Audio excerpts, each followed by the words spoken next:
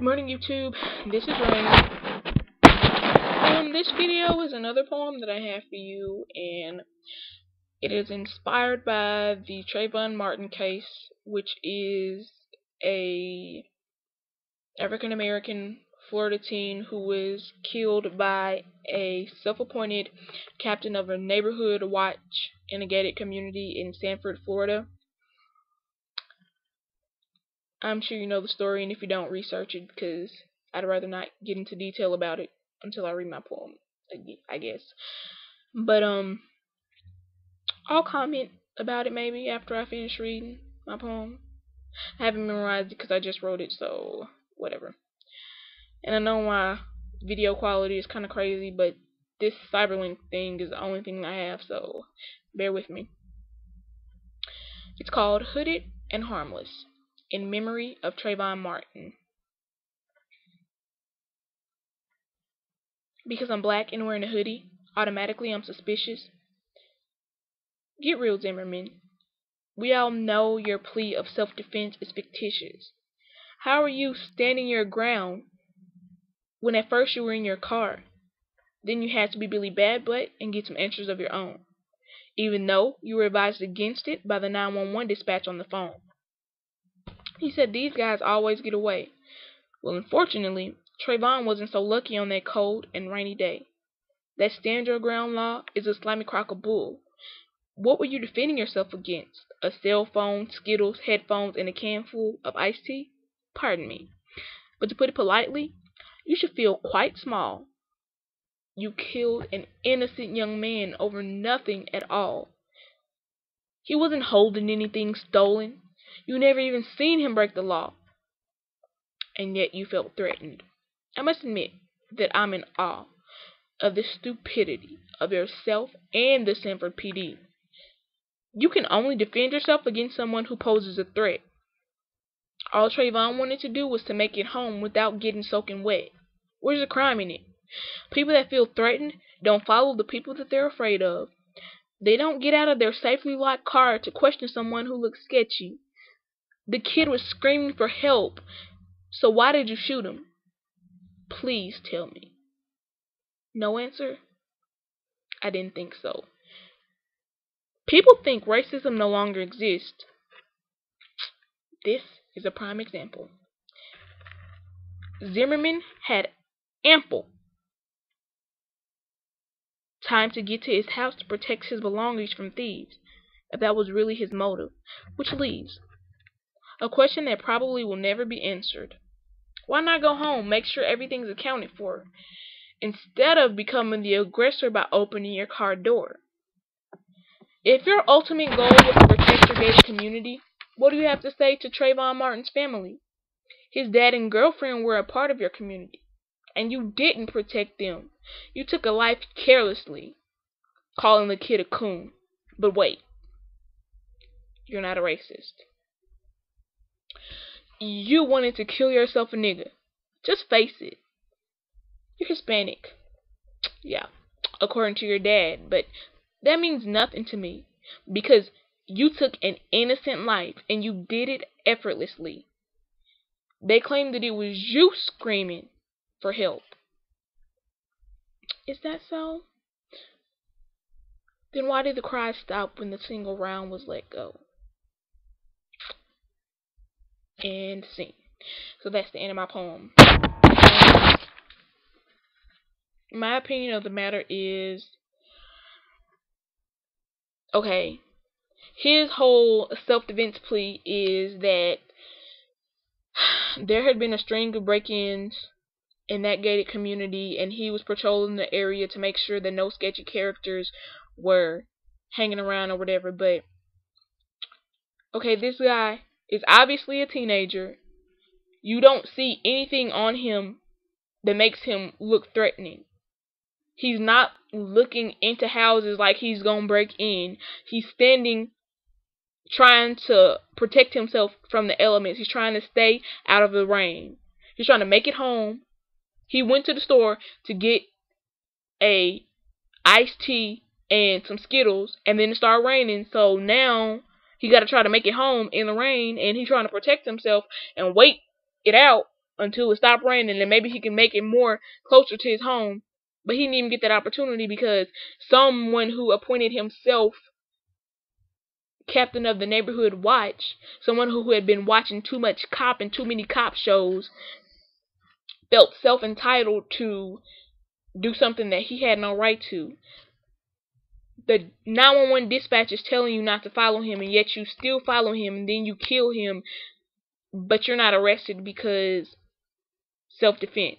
How is that self-defense? It's only self-defense in my eyes if someone is posing a threat to you and they're the aggressor and they're coming towards you. But how can he be aggressive when you're following him?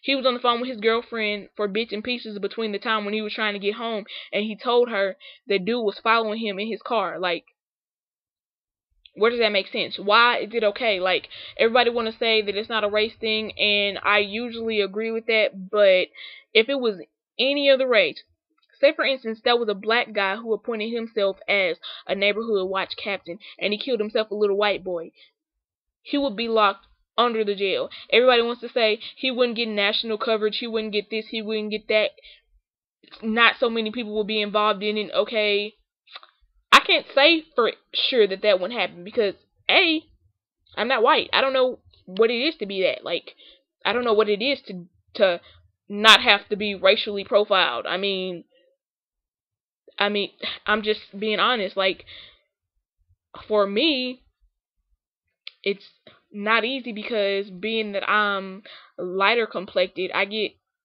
it from both sides because I'm not black enough to be black, even though I'm mostly black. There's different nationalities down the line in my bloodline, but for the most part, I'm African American, and I'm not black enough to be considered African American, but I'm not white, so it's just like a catch-22. This kid, because he's black and he's wearing a hoodie, okay, why would he not be wearing a hoodie and it's raining? You're in your car. You're not in the elements. Like, so why wouldn't it make sense to you that he would have on a hoodie? I mean, I don't understand, like, why that didn't connect. And why couldn't you just ask him what he was doing instead of making a big deal out of it? First of all, it was a big deal because you're following him. Like, if you had asked him, if you had been like, hey, I'm the captain of the neighborhood watch, and I just want to make sure that you belong here. Where do you live? Why are you here? That's a simple question that could have been asked, that wasn't threatening to anybody, that could have nipped the whole thing in the bud. But instead, you feeling yourself, you've been watching shows that got you feeling like you know how to handle situations when you really don't. And even after you call 911 because you feel like he's a threat, you don't listen to their advice. They tell you that they don't need you to follow him, and you follow him. People hear him screaming for help, and then I guess there's an altercation, and you didn't expect him to defend himself, and so you shoot him. That all could have been avoided if you had have taken a different approach. Maybe you just left him alone. He wasn't threatening anybody. Nobody else called and said, there's this sketchy black kid around here who looks like he's trying to break in somewhere. You're the only one who had a problem with it. Because what? You're the captain of the neighborhood watch. You obviously have too much time on your hand. If people feel so threatened that their things are going to be breaking into, their homes are going to get breaking into, how about you get a security, what's the word I'm looking for? How about you get a home security system? How about you get a watchdog? How about you get cameras? How about you do something to protect your home that isn't violent? Like, because violent is senseless and too many people die over stupid things. Like, this kid had just turned 17. Like, he hadn't even been 17 for a month. Like, really? What could he have really been doing that was so bad that he had to die? You never said dude, I listened to every 911 tape that was out there. everyone was saying that there was a tussle, that there was someone, that dude was following the black kid, and that they were having an argument. They called and said the kid was screaming for help, and on one tape, they heard him screaming for help. I heard the gunshots, and then no more screaming for help. So, as I stated in my poem, if it's Zimmerman who's screaming for help, why stop when you shoot the kid? If you really need help, like if this is such a big situation because you shot him, help still needs to be you still need help. You couldn't wait on the police. You had to be the hero when actually all you became was a jackass. And if you walk, I fear for your safety.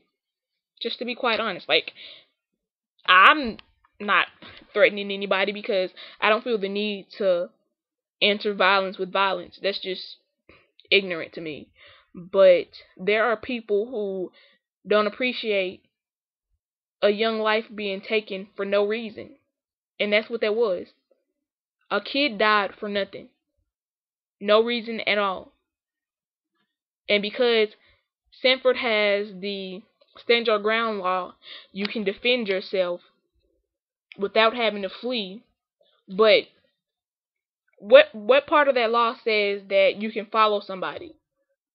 Fleeing and following somebody is two different things, and yet the man was not arrested. It makes no sense. Like, if you're so threatened, why not go home, lock your doors, call 911? It would have been different if Trayvon approached him and tried to rob him at gunpoint. He wasn't doing anything. Then the psycho Zimmerman is talking about, he's looking at me. Probably because you're stopped in front of him watching him. He's trying to figure out what you're doing. Yeah, that would make sense, but you didn't think rationally. And it's obvious that the state of Florida is not thinking rationally. But hopefully there will be justice for Trayvon Martin. And I'm hooded and harmless just like he was. Hopefully I don't get gunned down. Bye, guys.